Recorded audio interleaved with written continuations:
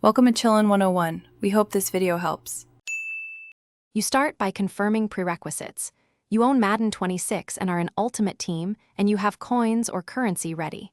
Choose the theme you want: run heavy, zone defense, or historic legends, because that choice guides player builds and chemistry. Once decided, set your preferred formation and color palette. This narrows scouting and market searches. Make sure to enable lineup customization so you can test synergies immediately as you acquire players and items. Now you acquire core players and lock in chemistry. You should buy 3 to 4 cornerstone pieces: quarterback, a primary pass rusher, a run-stopping linebacker, and a key receiver, because they define playstyle. Once done, fill remaining spots with role players that fit archetypes: zone corners for cover schemes, power backs for inside runs. Make sure to use market filters, snipes, and specific sets to stretch coins. This reduces cost while keeping the theme intact and performance consistent. Finish by finalizing the lineup and validating performance.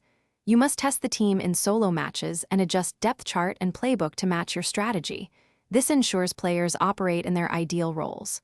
Once satisfied, add coaching boosts and equipment that enhance the theme.